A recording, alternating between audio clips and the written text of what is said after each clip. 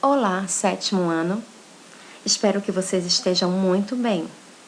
Estudamos na nossa última aula o assunto notícia e reportagem. Inserido nesse assunto, temos dados, pesquisas, informações importantes. E esses dados também podem ser representados por tabelas e gráficos. Interpretamos gráficos e tabelas, pois estão no nosso dia a dia. Veremos agora mais detalhadamente esse assunto. Gráfico. Os gráficos e tabelas são textos presentes no cotidiano e muito comuns em jornais e revistas. Apresentam as informações de forma clara e objetiva, facilitando assim sua análise e interpretação, características pelas quais são um gênero mais adequados para apresentar dados quantitativos e comparativos. Gráficos, na verdade, são representações por meio de recursos visuais, com o objetivo de destacar informações, para que fique mais fácil a sua compreensão. Os gráficos e tabelas são usados para facilitar a leitura do conteúdo, já que apresentam as informações de maneira mais visual. Tipos de gráficos.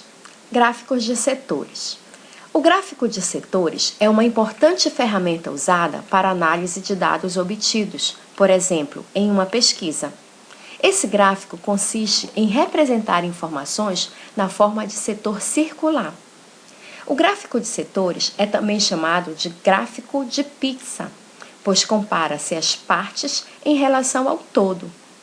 Para representar os dados em um gráfico de setores, é preciso que os valores estejam em porcentagem. Gráficos de barras. Um gráfico de barras é uma forma de resumir um conjunto de dados categóricos. Ele mostra os dados utilizando um número de barras da mesma largura, cada uma delas representando uma categoria particular. As barras são retangulares, desenhadas na vertical ou horizontal. O gráfico de barras é também chamado de gráfico de colunas. Bem, o gráfico de barras é usado para realizar comparações entre as categorias de uma variável qualitativa ou quantitativa. Esse gráfico pode ser utilizado tanto na vertical quanto na horizontal. Tabelas. As tabelas servem para organizar informações textuais e numéricas de forma clara e conveniente, deixando sua leitura mais rápida. Elas também representam até mesmo grandes volumes de informações de texto, de um modo fácil de ler, compreender e ser assimilado. Uma tabela é um arranjo sistemático de dados numéricos dispostos de forma, colunas e linhas para fins de comparação. A apresentação em forma de tabela deve expor dados de modo fácil, que deixe a leitura mais dinâmica. Vejamos agora os infográficos. Infográfico é um gênero textual que une palavras, informação e gráfico, desenho, imagem, representação visual.